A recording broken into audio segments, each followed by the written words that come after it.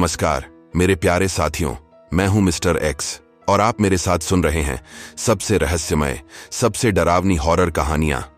आप मेरे बारे में जान ही चुके हैं कि मैं आपको कोई कल्पनाओं से भरी हुई कहानियां नहीं सुनाता हूं, बल्कि जो रियल वास्तविक घटनाएं घटी हुई होती हैं, उन घटनाओं को एक कहानी के रूप में डालकर आपके सामने लेकर आता हूं।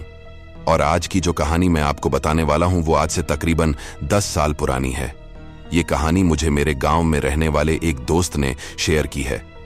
जैसे ही मैंने उसे बताया कि यार, मैं आजकल YouTube पर अपने गांव में जो रियल घटनाएं होती हैं उनको बताने लगा हूं, तो उसने कहा कि ये तो अच्छी बात है यार, तो मेरे साथ भी जो घटना घटी है तुम उस घटना को भी अपने व्यूअर्स के साथ शेयर कर दो। तो मैंने कहा ठीक है भाई, आपकी जो कहानी है आप मेरे साथ शेयर कीजिए और मैं वो कहानी अपने प्यारे YouTube के साथियों के साथ शेयर करूंगा। दोस्तों, कहानी को आगे बढ़ने से पहले आपसे एक रिक्वेस्ट करनी है, और रिक्वेस्ट ये है कि आप लोग कहानी तो देख रहे हैं लेकिन उस पर कोई रिएक्शन ही नहीं दे रहे। कम से कम आप कमेंट करके मुझे ये तो बताओ कि भाई कहानी लग कैसी रही है, क्योंकि मुझे ज्यादा लाग लपेट वाली कहानियां करनी नहीं आती है और ना मैं कोई बड़ा कंटेंट क्रिएटर हूं। मैं पहली बार आपके सामने कहानियां शेयर कर रहा हूं, लेकिन इतना जरूर आपको कहता हूं कि जो कहानियां हैं ना, ये रियल में घटित हुई कहानियां हैं। अब मैं ये तो नहीं जानता कि जो लोग काल्पनिक कहानी बनाते हैं वो किस प्रकार से इनमें मिर्च मसाला लगाकर उसको बढ़ा चढ़ाकर बताते हैं। मैं आपके सामने वो कहानी बता रहा हूं जो रियल में लोगों ने अनुभव किया है और बड़े बुजुर्गों से जो सुनी है वही चीज आपके साथ शेयर कर रहा हूं। तो आप लोग वीडियो के नीचे कमेंट जरूर कीजिए और चैनल को ज्यादा से ज्यादा लोगों तक शेयर करके इस चैनल पर अपने ज्यादा साथियों को जोड़ने का प्रयास कीजिए ताकि लोगों के पास रियल कहानियां पहुंच सके। तो जो कहानी मेरे दोस्त ने मेरे साथ शेयर की है उसका नाम है नरेश। तो अब आगे हम जो कहानी सुनेंगे वो नरेश की जुबानी में सुनते हैं। नमस्कार दोस्तों, तो जैसा कि पहले आपको बताया गया कि ये कहानी आज से 10 साल पहले की है और उस समय मैं दिल्ली में रहकर अपनी कॉलेज की पढ़ाई कर रहा था और वहां पर मेरा एक फ्रेंड सर्कल बन गया था जिसमें हम 3-4 दोस्त थे। लेकिन जब गर्मियों के समय में हमारे कॉलेज की छुट्टी लग गई, तब मेरा एक दोस्त राहुल मुझे अपने गांव बिहार के समस्तीपुर में ले गया। उसके गांव जाने के लिए हमने गाड़ी पकड़ी। राहुल रास्ते में अपने गांव के किस्से बताने लगा और किस्से सुनते हुए कब शाम हो गई पता ही नहीं चला। चारों तरफ घना अंधेरा छा चुका था और जंगलों के रास्ते से हम गुजर रहे थे। जंगल में बड़े ऊंचे ऊंचे पेड़ थे और उन ऊंचे ऊंचे पेड़ों से सड़क ढकी हुई नजर आ रही थी। फिर जंगलों के जिन रास्तों पर हम जा रहे थे उनकी बात बताते हुए मेरा दोस्त बोला, जानते हो नरेश, इस सुनसान सड़क पर शाम के वक्त कोई नहीं आता। तो मैंने भी हंसते हुए उसकी बात में हामी भरी और कहा कि हाँ भाई, ये शाम का घना अंधेरा है, चारों तरफ घना जंगल फैला हुआ है, तो भला ऐसी जगह पर कोई क्यों आना चाहेगा। लेकिन फिर उसने हंसते हुए कहा, नहीं, ऐसी बात नहीं है। दरअसल ये रास्ता दिन के समय में भी ऐसे ही सुनसान रहता है, क्योंकि इस रास्ते पर वो रहा करती है। अब मैं उसका वो का मतलब समझा नहीं तो मैंने पूछा, ये वो कौन है भाई? लेकिन हमारी इस बातचीत में अचानक उस गाड़ी का ड्राइवर सहम जाता है और डरी और सहमी हुई आवाज में मेरे दोस्त को कहता है कि भाई, उसका नाम मत लीजिए, और क्योंकि इस समय रात का टाइम चल रहा है तो इस समय वो चीज बहुत ही ताकतवर हो जाती है। पहले हमें सुरक्षित घर पहुंच जाने दीजिए, उसके बाद आप जो चाहे वो बातें कर लेना। अब ड्राइवर को ऐसी बातें करता हुआ देखकर मेरी भी हालत थोड़ी खराब हो गई थी और मुझे भी हल्का हल्का डर लगने लगा था। इसी बातचीत के दौरान मैं खिड़की में से झांकता हुआ घने जंगलों की तरफ गौर से देखने लगा और तभी मुझे कुछ दूर पर एक औरत की परछाई दिखाई देती है, जैसे तो वो किसी के आने का इंतजार कर रही हो और हाथों से अपनी ओर बुलवाने का इशारा कर रही थी। उसकी आंखें जंगल में फैले धुएं को चीरकर हमें देख रही थी और जैसे ही मैंने उसकी ओर देखा मैं पूरा डर गया और सहम गया और मैंने अपने दोस्त को कहा कि भाई राहुल, इसको देख, उस तरफ वो कौन सी औरत खड़ी है। मगर जब तक उसने नजर घुमाई तब तक वो औरत मेरी आंखों के सामने से गायब हो चुकी थी। उसके बाद बार बार मेरे दिमाग में वही औरत घूमती जा रही थी। लगभग 1 घंटे के सफर के बाद हम सही सलामत घर पर पहुंच गए, मगर मैं अपनी आंखों से देखी उस औरत को अपने दिमाग की छवि से हटा नहीं पा रहा था। जब मेरी ऐसी हालत मेरे दोस्त ने देखी तो उसने कहा कि नरेश, ये सब कुछ तेरे मन का वहम है ऐसी कोई चीज जंगल में नहीं थी। राहुल ने मुझे समझाया कि मुझ पर उसकी कहानियों का असर हुआ है। मुझे भी लगा कि हो सकता है मैं कुछ ज्यादा ही सोच रहा हूं। दोस्तों, मेरे इस गांव में आने का एक दूसरा बड़ा कारण यह भी था कि मेरे दोस्त राहुल के बड़े भाई सुरेश की शादी होने वाली थी। तो एक तरफ कॉलेज की छुट्टियां चल रही थीं, तो मुझे भी बाहर घूमने का मन हो रहा था। वहीं दूसरी ओर मेरे दोस्त ने कह दिया कि भाई, जब मेरे बड़े भाई की शादी है तो क्यों ना वहीं पर घूम भी आएंगे और बड़े भाई की शादी में भी जा आएंगे। तो इसी कारण की वजह से मैं अपने दोस्त के साथ इस गांव में आया था। लेकिन इस शादी में मैंने एक चीज नोटिस की कि उनकी शादी के सभी प्रोग्राम्स में मेरे दोस्त यानी राहुल के सभी रिश्तेदार आए हुए थे, मगर उसके सगे चाचा चाची इस शादी में शामिल नहीं हुए थे। तभी मैंने राहुल से इसके बारे में पूछा तो उसने बताया कि कुछ दिन पहले ही उसके पिता और चाचा के बीच एक जमीन को लेकर झगड़ा हुआ था और तभी से वो नाराज हैं। लेकिन दोस्तों, शादी वाले दिन इस शादी में जो विघ्न पड़ा उसने सभी के होश उड़ा दिए। और विघ्न भी कोई छोटा मोटा नहीं, एक बहुत बड़ी आफत आन पड़ी जिसके वजह से ये पूरी शादी तहस नहस हो गई। शादी वाले दिन मेरे दोस्त के भैया यानी जिसकी शादी थी सुरेश की अचानक तबीयत बिगड़ी और देखते ही देखते शाम तक उसकी मृत्यु हो गई। पूरे घर में मातम छा गया। किसी को कुछ समझ नहीं आ रहा था कि ये क्या हो गया। मैं भी अपनी दोस्ती का फर्ज निभा रहा था मनोज को हौसला देकर, मगर ऐसी परिस्थिति में भी मनोज के चाचा कहीं भी दिखाई नहीं दिए। खैर, धीरे धीरे 5-7 दिन गुजरे और सब कुछ नॉर्मल होने लगा। लेकिन फिर अचानक से एक और बड़ी आफत मेरे दोस्त के परिवार पर आकर टूट पड़ती है। बड़े भाई की मौत के अभी 15 दिन भी पूरे नहीं हुए थे कि मेरे दोस्त राहुल के मझले भाई यानी आशीष की भी उसी प्रकार से मौत हो जाती है जिस प्रकार बड़े भाई की मौत हुई थी। उन्हें कोई पहले से बीमारी नहीं थी, वो दिखने में हट्टे कट्टे दिख रहे थे, लेकिन अचानक से उनकी तबीयत खराब होती है और आखिरी वक्त में कोई इलाज, दवा, पानी शुरू की जाए उससे पहले ही उनकी मौत हो जाती है। यानी कुल मिलाकर हम यहाँ पर घूमने के लिए आए थे, शादी को एंजॉय करने आए थे, लेकिन 15 दिन के अंदर ही मेरे दोस्त यानी राहुल के 2 सगे भाइयों की मौत हो जाती है। मेरे दोस्त के पिताजी तो पूरी तरह से टूट गए थे। आखिर 2 जवान बेटे जो खोए थे वो भी महज 15 दिन के अंदर। मेरे दोस्त के चाचा और चाची जो इस शादी में शामिल नहीं हुए थे और जो बड़े बेटे की मौत में भी शामिल नहीं हुए थे।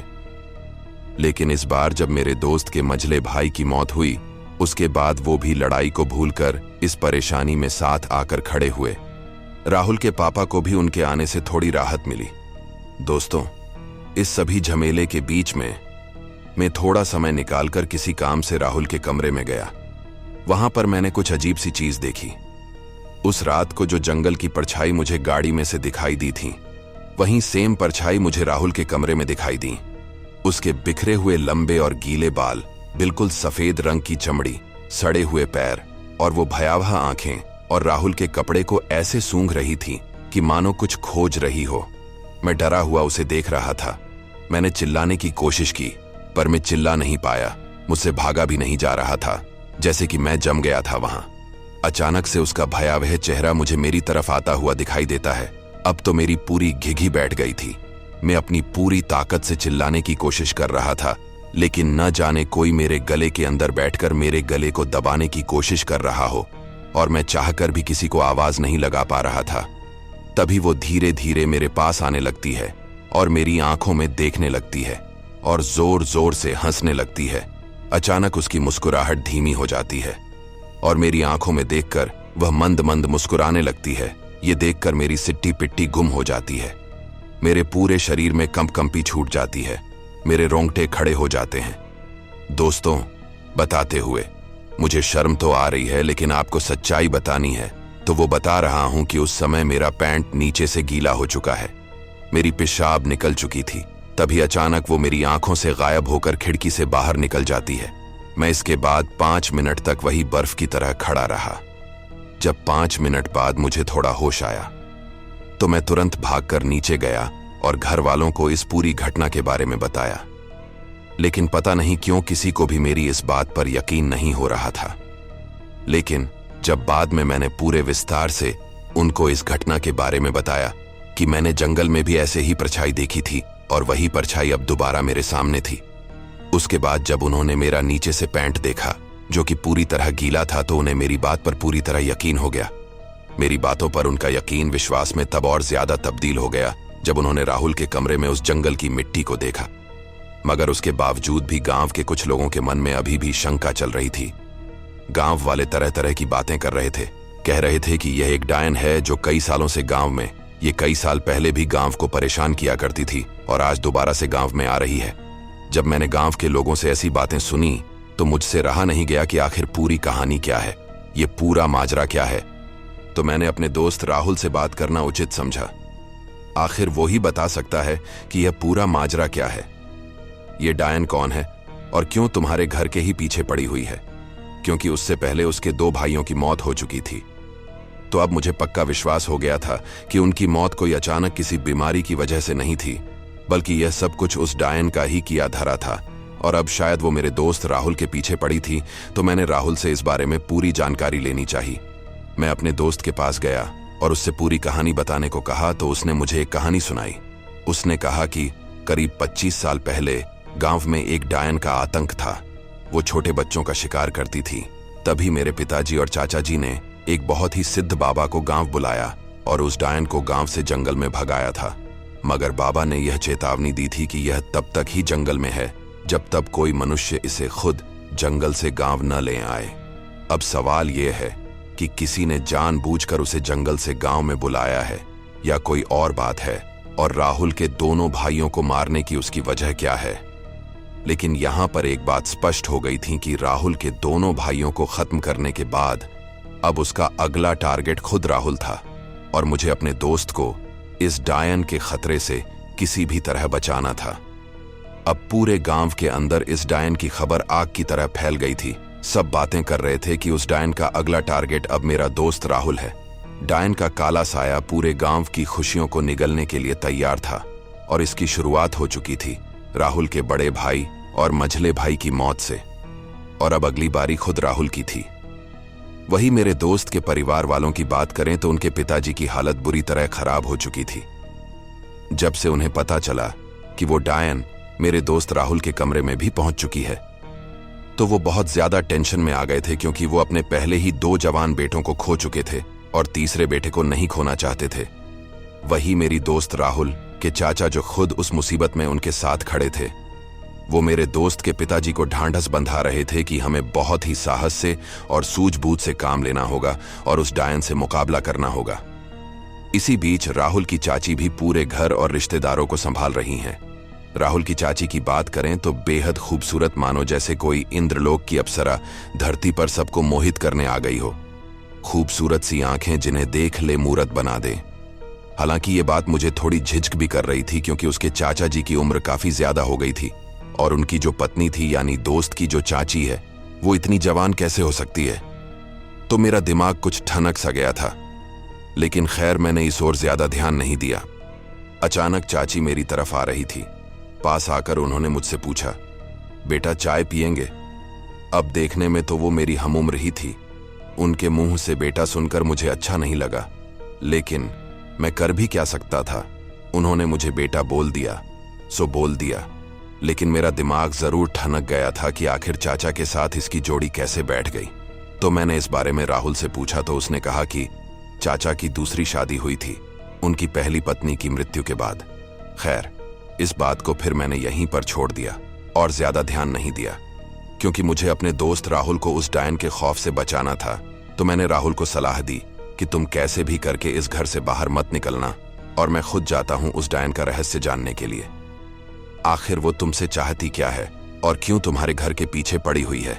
अब देखो, पूरा गांव तो पहले से ही बहुत ज्यादा डरा और सहमा हुआ था। ऊपर से अगर मैं किसी गांव वाले से कोई सवाल करता तो वो चुप हो जाते, क्योंकि गांव वालों को यह लगता था कि कोई डायन को नहीं रोक सकता और वो डायन इस घर को बर्बाद करके रहेगी और राहुल की मौत इस डायन के हाथों पक्की है। मैं किसी से भी सवाल कर रहा था तो किसी भी गांव वाले में हिम्मत नहीं हो रही थी कि वो मेरे सवालों के जवाब दे सकें। मैं पूरे गांव के चक्कर काट चुका था और सुबह का निकला हुआ शाम तक मुझे एक सवाल का जवाब तक नहीं मिला था। आखिरकार थक हार के मैं वापस अपने दोस्त के घर की ओर निकल पड़ा, लेकिन अचानक रास्ते में मुझे तकरीबन 90 वर्ष की एक बुढ़िया मिल जाती है, जो शायद इस वक्त वो अपने घर का रास्ता भूल गई थी। उसने मुझे आवाज लगाई कि तनिक उसे मैं घर पहुंचा दूं। मैं बुढ़िया को उसके घर पहुंचाने के लिए चल पड़ा। मैंने सोचा इनकी तो उम्र हो गई, इनको शायद उस डायन के बारे में मालूम हो। मैंने बोला, अम्मा उस डायन के बारे में कछु जानती हो का? पर अम्मा कुछ न बोली। रास्ते भर में इनसे यही पूछता आया, पर वो मेरी बातों को नजरअंदाज करती रही। मुझे लगा कि शायद ये भी कुछ न बताए। मैं उनको उनके घर छोड़कर जैसे ही जाने लगा, उन्होंने मेरा हाथ पकड़ लिया और बोली, तनिक भीतर तो आओ बचुआ। उन्होंने कहा कि डायन के बारे में खुलेआम बातें नहीं करनी चाहिए, वो इन हवाओं के जरिए सब सुनती है। अब बताओ क्या जानना है तुम्हें? मैं बोला, अम्मा उस डायन के बारे में सब कुछ जानना है, मगर शुरुआत से। आखिर ये शुरू कब और क्यों हुआ? खैर दोस्तों, में तो एक तरफ जहां पूरे गांव में घूम घूम कर उस डायन की कहानी का पता लगाने की कोशिश कर रहा था, और आखिरकार उस बुढ़ी अम्मा ने मेरे को उसके बारे में पूरी कहानी सुनाना शुरू भी कर दी। लेकिन दूसरी ओर काफी रात हो चली थी, तो राहुल के घर वाले भी सब चिंतित हो रहे थे, और मैं भी उनके पास नहीं पहुंचा, तो वो मेरी भी टेंशन ले रहे थे कि कहीं वो तो डायन के कब्जे में नहीं फंस गया। लेकिन राहुल के पिताजी को ज्यादा चिंता उनके खुद के बेटे की थी। तो राहुल के पिताजी और उसके चाचा जी ने दोबारा एक डिसीजन लिया कि जो वर्षों पहले उस तांत्रिक बाबा के पास वो गए थे, उस अघोरी बाबा के पास वो वापस जाएंगे और उस डायन को दोबारा गांव से बाहर करवाएंगे। राहुल के पिताजी ने अपनी गाड़ी निकाली और चाचा जी को साथ बैठाकर उस बाबा जी के पास जाने का फैसला किया। लेकिन अचानक से उन्होंने ख्याल आया कि राहुल को यहां पर अकेला छोड़कर जाना ठीक नहीं होगा, तो उन्होंने चाचा जी को उतार दिया और कहा कि अब राहुल को संभालने की जिम्मेदारी तुम्हारी है, जब तक कि मैं उस तांत्रिक बाबा को घर पर लेकर नहीं आ जाता। तो राहुल के चाचा जी ने भी उनके पिताजी को पूरा भरोसा दिला दिया कि आप जल्दी से जल्दी अघोरी बाबा को लेकर आइए, तब तक राहुल की पूरी सुरक्षा का जिम्मा मैं संभालता हूं। ऐसा भरोसा पाकर राहुल के पिताजी अपनी गाड़ी में बैठकर ड्राइवर को साथ ले जाकर बाबा को लाने के लिए निकल पड़े। वहीं दूसरी ओर मैं गांव के एक कोने में उस बुढ़िया के साथ बैठा हुआ था, जो मुझे उस डायन की कहानी बता रही थी। बुढ़िया मुझसे कहती है कि तुम क्या जानना चाहते हो? तो मैंने कहा कि मैं सुबह से शाम तक पूरे गांव के चक्कर लगा चुका हूं, लेकिन कोई मुझे उस डायन के बारे में जानकारी नहीं दे रहा। तो जो कुछ भी जानकारी है उस डायन के बारे में, वो सब कुछ जानना चाहता हूं। ये गांव उससे क्यों डरता है और क्यों उसके बारे में कोई बात नहीं करना चाह रहा? अचानक बुढ़िया ने मुझसे चिल्लाकर कहा, क्या ही कर सकते हैं ये गांव वाले? ये गांव वाले सबके सब मूर्ति है। इन्होंने पहले भी कुछ नहीं किया था और अब भी कुछ नहीं कर पाएंगे और ना ही कुछ बोल पाएंगे। तो मैंने उनसे पूछा कि आप किस बारे में बात कर रहे हो, जरा मुझे विस्तार से शुरू से इस कहानी को बताइए। तो बुढ़िया जमीन पर बैठ गई और मुझे भी अपने पास बैठने को कहा। तो मैं बुढ़िया के बगल में ही बैठ गया और जल्दी से डायन की पूरी कहानी सुनने को लेकर उतावला हो रहा था। तो बुढ़िया ने अपनी कहानी कहना शुरू की। वो बोली कि करीब आज से 20 साल पहले इस गांव में एक बानी नाम की औरत थी, जो बच्चियों को कढ़ाई का काम सिखाती थी। उसे बच्चों से बहुत लगाव था, मगर कुदरत का खेल देखो, 5 साल में एक बच्चा भी ना हुआ उस बेचारी को। गांव समाज तो छोड़ो, उसका पति, उसका जेठ सभी ताना मारते थे उसे बांझ कहते, उसे दुत्कारते थे। वो बेचारी रोती भी तो किसके सामने? ऐसे में उसे सहारा मिला बंगाल के एक छोटे से गांव से आए हुए एक मजदूर से, जिसका नाम था मूंगीलाल। और उस मूंगीलाल की एक बेटी भी थी, जिसका नाम था शीला। उसकी बेटी शीला वो बानी के पास ही कढ़ाई का काम सीखती थी। तो शीला अब अपने पिता यानी मूंगीलाल के पास ही रहा करती थी, यानी जो मजदूर था मूंगीलाल, वो भी अकेला था। वहीं दूसरी ओर जो बानी थी, उसे भी गांव में किसी का सहारा नहीं था। सब उसे ताना मारते थे, तो वो भी अकेले थी। तो इसी वजह से उस मजदूर यानी मूंगीलाल और बानी के बीच आपस में मेलजोल बढ़ जाता है। दोनों एक दूसरे को पसंद करने लगते हैं। दोनों चोरी चुपके मिलने लगे और एक रात को उन्होंने गांव छोड़कर भागने का निर्णय किया। मगर किसी से मोहब्बत करो तो जग जाहिर हो जाता है। और फिर बानी के पति को इस बात की भनक हो गई और वो बानी पर बहुत ज्यादा गुस्सा हो रहा था। इतना गुस्सा शायद वो उसे जान से खत्म करने को उतारू था। साथियों, बुढ़िया के द्वारा इस कहानी को सुनाते सुनाते मैं इसने बहुत ज्यादा इंटरेस्टेड हो गया था और मैं बूढ़ी अम्मा को बीच में टोकते हुए कहता हूं, उसके बाद क्या हुआ अम्मा? क्या वो दोनों गांव से भागकर निकल पाए या नहीं? साथियों, एक तरफ जहां मैं इस कहानी में पूरी तरह से खो चुका था, तो दूसरी ओर मेरे दोस्त यानी राहुल के पिता जी उन बाबा को बुलवाने के लिए निकल चुके थे। रात के अंधेरे में ही राहुल के पिताजी ने बाबा के पास जाने का फैसला किया था। और जैसा कि आपको मैंने पहले ही बता दिया था कि रात के अंधेरे में उस डायन की ताकत और ज्यादा बढ़ जाती है, तो एक तरह से उन्होंने एक बहुत बड़ा जोखिम लिया था। गाड़ी का ड्राइवर जंगल से उस गाड़ी को जल्दी से निकालने के लिए गाड़ी को बहुत तेज स्पीड पर चला रहा था, लेकिन अचानक उनकी गाड़ी के आगे एक जलती हुई औरत सामने आ जाती है। ड्राइवर अचानक अपने सामने ये दृश्य देखकर भयभीत हो जाता है और गाड़ी को मोड़कर रोकना चाहता है, मगर दूसरी ओर गाड़ी के साथ बड़ा हादसा हो जाता है और तभी उनकी गाड़ी के पास वो जंगल की परछाई भी आ जाती है, यानी वो डायन वहां पर पहुंच जाती है और मेरे दोस्त राहुल के पिताजी को उठाकर ले जाती है। वहीं दूसरी ओर मैं अम्मा की कहानी में खोया हुआ था, तो मैंने अम्मा से दोबारा पूछा, क्या हुआ अम्मा? क्या वो दोनों भागकर गांव से बाहर निकल पाए या नहीं निकल पाए? तो अम्मा कहती हैं, नहीं, वह भागकर नहीं निकल पाए, क्योंकि बानी के ससुराल वालों को इसकी भनक लग गई थी कि वो एक मजदूर के साथ प्रेम में पड़ चुकी है और दोनों गांव से बाहर भागने वाले हैं। तो उन्होंने बानी को पकड़कर एक कमरे में कैद कर दिया। उसका पति और उसका जेठ दोनों मिलकर उसे खूब पीटते थे और मारते थे। काफी समय तक उसको कमरे में कैद रखा गया, उसके साथ मारपीट की गई। लेकिन फिर एक दिन उस मजदूर की बेटी यानी शीला को बानी की खूब याद आती है, तो वो उससे मिलने के लिए चोरी चुपके घर से निकल जाती है। खैर, इधर शीला तो बानी से मिलने के लिए अपने घर से निकल जाती है, वहीं दूसरी ओर उसके घर से निकलते ही बानी के जेठ ने उस मजदूर यानी मूंगीलाल के घर पर अपने आदमी भिजवा दिए और मूंगीलाल को खूब पिटवाया। उसे इतना मारा कि वो बेहोश हो गया और फिर बाद में उसी के साथ उसके घर को जला दिया गया और उस आग के अंदर वो मजदूर मूंगीलाल मर जाता है। उन लोगों को लगा कि मूंगीलाल के साथ ही साथ इसकी बेटी भी इस आग में झुलस कर खत्म हो गई होगी, लेकिन चूंकि वो तो बानी से मिलने के लिए पहले ही अपने घर से बाहर निकल चुकी थी। वहीं दूसरी ओर हम बानी की बात करें तो उसे एक कमरे में कैद करके रखा गया था, जहां पर उसका पति उसे बुरी तरह पिट रहा था। शीला उस कमरे के पास में पहुंच चुकी थी जहां बानी को कैद करके पीटा जा रहा था और उस कमरे की खिड़कियां खुली हुई थीं। शीला खुली खिड़कियों के पास से चुपके से छिपकर यह पूरा नजारा देख रही होती है और अपनी आंखों के सामने बानी को बुरी तरह पीटते हुए और रोते हुए देख रही थी। कहानी सुनाते सुनाते ही बूढ़ी अम्मा मुझसे कहती हैं कि तुम्हें इस गांव की एक बात और बताऊं। तो मैंने जिज्ञासा से कहा, हाँ हाँ जरूर बताइए। तो उन्होंने कहा कि हमारे गांव को काले जादू की नगरी कहते हैं। हमारे यहाँ पर छोटे छोटे बच्चों को भी काले जादू के बारे में पूरी जानकारी है और वो खुद जादू कर सकते हैं। तो मैंने बड़ी हैरानी से कहा, तो क्या शीला के पास भी ऐसा कोई काला जादू था? अगर उसके पास काला जादू था तो वो बानी की जान क्यों नहीं बचा पा रही? क्या उसने काले जादू का इस्तेमाल किया? तो बुढ़िया ने कहा कि हाँ, बानी को पीटते हुए देखकर शीला अपने सब्र का बांध तोड़ चुकी थी।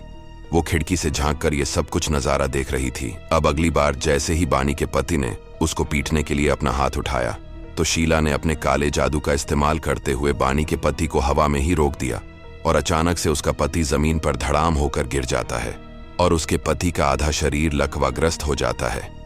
हालांकि बानी शीला के काले जादू के बारे में जानती थी, क्योंकि मूंगीलाल ने उसे पहले ही बताया था कि मेरी बेटी के पास थोड़ी बहुत काली शक्तियां हैं, लेकिन वो अभी उनमें पूरी तरह से परिपक्व नहीं है। वो थोड़ा बहुत काला जादू कर लेती है। लेकिन बानी के अलावा किसी को भी यह पता नहीं था कि यह पूरा काला जादू शीला ने किया है।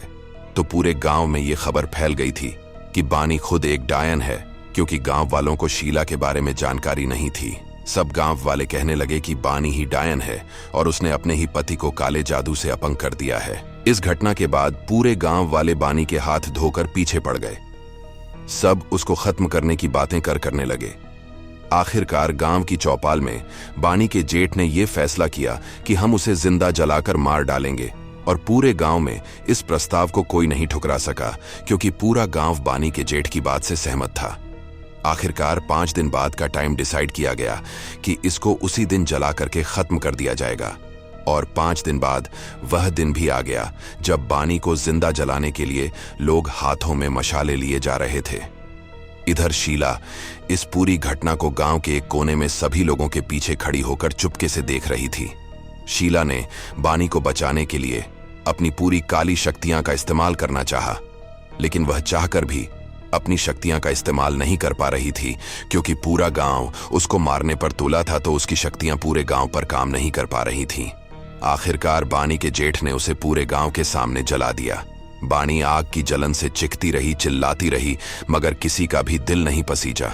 कुछ देर बाद उसकी चीखें सिसकियों में बदल गईं और कुछ देर बाद वो खामोश हो गई। दूर से खड़ी शीला ये सब देख स्तब्ध खड़ी थी। उसकी आंखों में आंसू नहीं थे, मगर एक बदले की भावना थी। अब चूंकि गांव वाले और बानी के परिवार वाले शीला के बारे में कुछ नहीं जानते थे, क्योंकि उन्हें तो ये लगता था कि शीला अपने पिता के साथ उसे घर में खत्म हो गई थी। साथियों, पूरी कहानी को सुनाने के बाद वो बुढ़िया अचानक चुप हो जाती है और वहां पर एक खामोशी छा जाती है।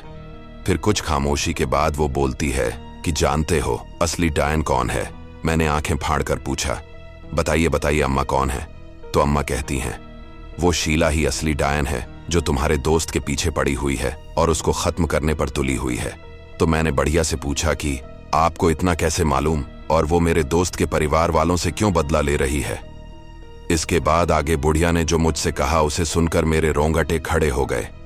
मेरी जुबान सूख गई। उसके आगे जो शब्द थे उन शब्दों को सुनकर मैं सुन्न हो गया था। बुढ़िया ने कहा कि बानी को जिंदा जलाने वाला उसका जेठ कोई और नहीं बल्कि तुम्हारे दोस्त और राहुल के पिताजी ही हैं, और उसका जो पति है वो राहुल का चाचा ही है। साथियों, मेरे पैरों तले जमीन खिसक गई। मुझे विश्वास ही नहीं हो रहा था। मैंने पूछा कि कैसे यकीन करूं मैं आपका? अब आगे यकीन दिलाने के लिए उसने जो मुझसे कहा उसे सुनकर मेरा पूरा लिबास पसीने में भीग चुका था। मेरी पूरी ताकत खत्म हो चुकी थी और वहां से ना मेरी जबान से कुछ आवाज निकल पा रही थी और ना ही मेरे में उठने की हिम्मत हो रही थी। तो उस बुढ़िया माँ ने मुझसे कहा कि मैं ही वो बानी हूं। यह सुनकर मेरा सर पूरी तरह चकराने लगा। एक औरत जो मुश्किल से मुझसे 2 फुट पर बैठी है, वो खुद को मरा हुआ बता रही है। मेरे शरीर में एक कंपकंपी सी छुट गई। उस बुढ़िया यानी कि बानी ने मुझसे कहा कि शीला के रास्ते में आने की गलती मत करना, नहीं तो तुम भी पछताओगे। इतना कहते ही वो हवा की तरह मेरे शरीर से होकर निकल गई। अब मुझे इतना पता चल चुका था कि शीला इसी गांव के अंदर मौजूद है और इसी गांव के लोगों के साथ घुल मिल चुकी है, लेकिन शीला ही असली डायन है। यह बात कोई नहीं जानता, क्योंकि सबको यह लगता था कि शीला तो उस समय ही अपने पिता के साथ उस आग में झुलसकर खत्म हो गई थी। थोड़ी देर बाद मैं पीछे मुड़ा उसे देखने के लिए, मगर तब तक वो जा चुकी थी और जो घर कुछ देर पहले आबाद था वो जला हुआ एक उजड़ा घर था। ये मूंगिलाल का घर था। उसके घर में बहुत तलाशी के बाद मुझे बड़ी मुश्किल से मूंगिलाल, उसकी पत्नी और उसकी बेटी शीला की एक तस्वीर मिली जो उसने अपने बक्से में रखा था। वो तस्वीर देखकर मुझे सब साफ हो गया। उस फोटो में शीला की तस्वीर देखकर मैं हैरान रह गया कि आखिर ऐसा कैसे हो सकता है, और मैं समझ गया कि मेरा दोस्त एक बड़े संकट में है और उसकी मदद के लिए मैं उसके घर की तरफ निकल गया। मैं बहुत ही तेज कदमों से दौड़ा दौड़ा राहुल के घर की तरफ भागा जा रहा था, क्योंकि अब मेरे सामने पूरी तस्वीर स्पष्ट हो चुकी थी कि राहुल की जान को खतरा है और वो डायन यानी शीला किसी भी हालत में राहुल को जिंदा नहीं छोड़ने वाली है। उस बुढ़िया यानी कि बानी की कही हुई एक एक बात मुझे रह रहकर याद आ रही थी कि वो किसी को नहीं छोड़ेगी। जैसे ही मैं राहुल के घर पहुंचा तो सबसे पहले मैं उसको सलामत देखने के लिए उसके कमरे में भागा दौड़ता हुआ पहुंचा। कमरे में मैंने देखा तो वो सो रहा था। मैंने राहुल को जगा करके पूछा कि घर के बाकी लोग कहां पर गए हैं, तो उसने बताया कि पिताजी ड्राइवर के साथ उस बाबा को बुलाने गए थे और मेरे देखरेख के लिए चाचा और चाची को बोल कर गए हैं। हम चाचा के कमरे में गए तो वहां सिर्फ चाचा ही थे। हमने उनको साथ लिया और बाबा के पास जाने के लिए निकल गए, मगर रास्ते में हमें राहुल के पिताजी की वो गाड़ी मिली। उसमें ड्राइवर बेहोश पड़ा हुआ था, मगर राहुल के पिताजी कहीं नजर नहीं आए। मैं समझ गया कि डायन उन्हें उठाकर ले गई हैं। मैंने चाचा जी को बोला कि आप ड्राइवर को अपने साथ ले जाइए और उसे अस्पताल में भर्ती कराकर उन बाबा को यहां लेते आइएगा। हम उस डायन को आज ही खत्म करवा देंगे। चाचा ड्राइवर को साथ में बैठाकर दूसरी गाड़ी में निकल गए। मैं और राहुल अंकल जी को जंगल में खोजने लगे। उसी बीच मैंने राहुल को सारी सच्चाई बता दी कि आखिर ये सब क्या और क्यों हो रहा है। सच्चाई सुनकर राहुल को बहुत बुरा लगा। वो रोने लगा कि जिनको वो दुनिया का सबसे बेहतरीन इंसान समझता था वो उसके पापा, उन्होंने इतना घटिया काम किया है, मगर पिता भी तो अपने थे। उसने बोला कि उनको बचाने के लिए खुद को कुर्बान करना पड़े तो भी करूंगा। मुझे अपने दोस्त पर गर्व था। आधी रात हो चुकी थी और न जाने क्यों चांद धीरे धीरे लाल हो रहा था, जैसे कि किसी ने खून चढ़ाया हो उस पर। ये सब देखकर हम दोनों थोड़ा डर गए थे, मगर हमने अपनी खोज जारी रखी। थोड़े देर बाद हम जंगल के बीचों बीच में पहुंच गए। वहां हमें अजीब सा अशोक का पेड़ मिला। बाहर से तो बहुत मोटी खाल, मगर अंदर से खोखला था। उस पेड़ के तने के पास एक बिल बना हुआ था, मगर वो बिल बहुत ही मोटा था, जिसमें कोई भी आदमी आसानी से चला जाए। बचपन में मैंने सुना था कि पेड़ों में बिल बनाकर परियां रहती हैं, मगर जो मैंने देखा वो तो कोई डायन थी। हम दोनों अपनी जान बचाकर कुछ झाड़ियों के पीछे छुप गए और उस डायन के जाने का इंतजार करने लगे। वो डायन बिल में से निकली और चारों ओर देखने लगी। उसे शायद हमारे होने का अंदाजा हो गया था। कुछ देर वो रुकी, फिर वो चली गई। उसके जाने के बाद हम भी जंगल से घर की तरफ भागे और चाचा का इंतजार करने लगे। लगभग आधे घंटे बाद चाचा उन बाबा को लेकर आए। बाबा बहुत ही तेजस्वी लग रहे थे। उनके माथे पर चिंता की कोई लकीर नहीं थी। उन्होंने कहा कि आज की रात चंद्र ग्रहण है और ये चंद्र ग्रहण 580 सालों में एक बार आता है। उस डायन के लिए आज की रात के कुछ घंटे बहुत ताकतवर है। जब तक चंद्र ग्रहण है तब तक राहुल की जान को खतरा है। लेकिन बुरी बात यह है कि चंद्र ग्रहण खत्म होने में अभी भी 3 घंटे बाकी हैं और उसी के बाद हम पूजा शुरू करेंगे और उस डायन को खत्म करेंगे। मैं बीच में टोकते हुए बोला कि बाबा, हमारे लिए एक अच्छी बात यह है कि हम जानते हैं वो डायन कौन है और जंगल में कहां रहती हैं। इतना कहते ही सभी लोग बड़ी हैरानी से मेरी ओर देखने लगे कि आखिर मुझे कैसे पता कि वो डायन कौन है। तब मैंने कहा कि वो डायन इसी गांव की हैं। ये सुनकर राहुल के चाचा ने गुस्से भरी आवाज में मेरी ओर देखकर कहा, तो बताओ कौन है वो? अभी उसे बीच गांव में जिंदा जला देंगे। अब मुझे बोलने का पॉइंट मिल गया था, तो मैंने हाथों हाथ उनको जवाब देते हुए कहा, क्या वैसे ही जिंदा जलाओगे जैसे अपनी पहली पत्नी को आपने जलाया था? इस बात पर वो शर्म के साथ चुप हो गए। मैंने बताया कि उसका असली नाम शीला है और दूसरा नाम लाडो है। अब लाडो का नाम सुनते ही सब अचानक से चौंक पड़े, क्योंकि लाडो चाचा जी की दूसरी पत्नी यानी राहुल की चाची का नाम था। किसी को मेरी बात पर विश्वास ही नहीं हो रहा था कि राहुल की चाची ही असली शीला है और वही घर वालों को खत्म कर रही है। तो चाचा ने मेरा गिरेबान पकड़ा और घर से बाहर निकाला और बोला कि क्या सबूत है मेरे पास? मैंने बोला कि आपका अपंग होना आप जानते हैं कि किसी डायन ने किया था और कोई भी किसी डायन के काले जादू को तोड़ नहीं सकता, सिवाय कोई बाबा या डायन के। आपको आपकी दूसरी पत्नी शीला यानी लाडो ने ठीक किया, क्योंकि काला जादू उन्हीं का था। शीला मूंगीलाल की बेटी हैं और उनके बचपन की फोटो मैंने मूंगीलाल के घर में देखी है। लाडो जी का चेहरा शीला से बहुत मेल खाता है। हम बात कर ही रहे थे कि अचानक कमरे से राहुल की चाची यानी लाडो या कहें कि शीला बाहर निकली। उनके निकलते ही सब कोई उन्हें डर कर देखने लगा। उन्होंने पूछा, क्या हुआ तुम सबको? क्या पता चल गया तुम्हें? तो चाचा ने उनसे पूछा कि क्या मैं सही बोल रहा हूं? क्या तुम्ही ने राहुल के दोनों भाइयों को मारा है? और मेरा बड़े भैया कहाँ है? मैं तुम्हें जिंदा जला दूंगा डायन। इतना कहते ही वो शीला की ओर उसे मारने के लिए बढ़े कि इतने में शीला ने उनको पकड़ा और उठाकर घर से बाहर फेंक दिया। और अचानक से ये सब देखकर हम वहां पर सभी भयभीत हो उठे। तो बाबा ने मुझे इशारा किया कि मैं राहुल को घर के अंदर बने मंदिर में ले जाऊं। इधर बाबा ने एक पोटली में से राख निकाली और शीला पर फेंक दिया। शीला उसकी जलन से तिलमिला उठी और मेरे पर झपटा मारा। मैंने उसकी आंखों में बदले की आग देखी, तड़प देखी। उसकी आंखें मेरे से मदद मांग रही हो जैसे, मगर कैसे मैं उसे अपने दोस्त को सौंप दूं। तभी बाबा ने दोबारा उस धूनी को शीला पर फेंका और वो जंगल की तरफ भाग गई। बाबा ने कहा कि आज की रात वो अपनी आखिरी बलि राहुल की देकर अपने माँ बाप को दोबारा जिंदा करेगी। अब चंद्र ग्रहण खत्म होने में केवल आधा घंटा बचा था। तभी बाबा ने अपने चारों ओर आटे का घेरा बनाया और उस घेरे के अंदर राहुल और मेरे को रहने को बोला। उन्होंने बोला कि किसी भी हाल में उस घेरे के अंदर से निकलना नहीं है। इतना कहकर बाबा ध्यान में लीन होकर मंत्र पढ़ने लगे। इधर चंद्र ग्रहण खत्म होने वाला था और शीला हर वो काम कर रही थी कि जिससे राहुल घेरे से बाहर आ जाए।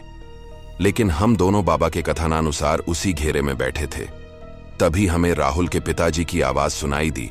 वो राहुल को मदद के लिए उसे आवाज लगा रहे थे। राहुल एकदम से उठा और उस आवाज के पीछे भागा, यानी वो घेरे के बाहर निकल चुका था। मैं भी उसे रोकने के लिए उसके पीछे भागा। तभी शीला ने एक नौखिला भाला राहुल की मृत्यु के लिए उस पर चलाया, मगर चाचा ने बीच में कूदकर राहुल की जान बचा ली और कहा कि उन्हें और अपने पिताजी को माफ करना। यह मुसीबत उन्हीं के वजह से आई है। राहुल उन्हें एकटक देखता रहा। तभी मैं तुरंत राहुल का हाथ पकड़कर उसे घेरे के अंदर ले आया। अब एक तरफ चंद्र ग्रहण खत्म होने ही वाला था और उधर दूसरी तरफ शीला की आस खत्म होने को थी। बाबा ने अब अपनी आंखें खोली और एक मंत्र पढ़कर उन्होंने अग्निकुंड में वही भभूति फूंक दी और हम सभी जंगल के बीचों बीच उसी अशोक के पेड़ के पास आ गए। बाबा ने बोला कि इस पेड़ की गहराई में ही इस मसले का हल है। चंद्र ग्रहण अब खत्म हुआ और शीला एकदम से पागल हो गई और उसने अपनी शक्तियों से आंधी का झोंका उठा दिया। हम सभी एक दूसरे से अलग हो गए, मगर हम सभी को एक दूसरे की आवाज आ रही थी और साथ ही साथ उस डायन की, जो जोर जोर से हंस रही थी और उसने कहा कि अब हम सभी को वो खत्म कर देगी। इतना कहकर उसने बाबा को पकड़ लिया। मैं समझ गया था कि मेरी मृत्यु अब नजदीक है, मगर मैंने फिर भी हार नहीं मानी। मैंने सोचा कि एक आखिरी कोशिश और करता हूं अपने दोस्त को बचाने की। इधर वो बाबा का गला दबा रही थी और मैंने हवन कुंड में से एक आग की लकड़ी उठाई और उस पेड़ को खोजने लगा।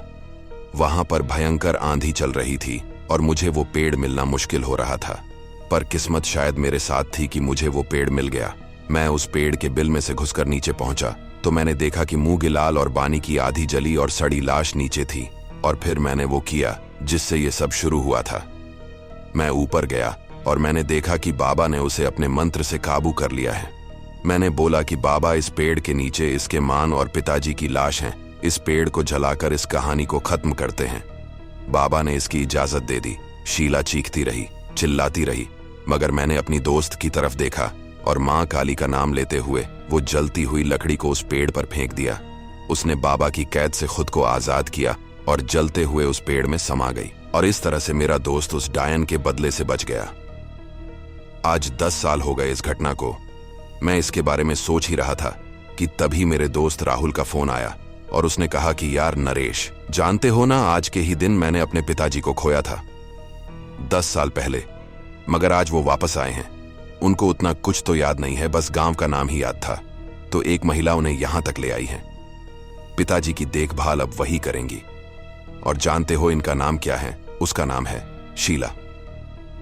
तो मेरे प्यारे साथियों, आज की ये स्टोरी यहीं पर कंप्लीट होती है। ये कहानी मेरे गांव एक दोस्त ने मुंह को बताई थी कि उसके साथ ये घटना बिहार के अंदर घटी थी। बाकी आपको ये स्टोरी कैसी लगी? क्या इंटरेस्टिंग थी या बोरिंग करने वाली थी? ये मुझे आप कमेंट बॉक्स में जरूर बताएं। तब तक के लिए आप वेट कीजिए नेक्स्ट स्टोरी का। नेक्स्ट स्टोरी के लिए मैं गांव के और पुराने लोगों से बात कर रहा हूं ताकि एक बढ़िया सी स्टोरी आपके लिए ला सकूं। तब तक के लिए अपना ध्यान रखिए और दूसरों का भी ख्याल रखिए।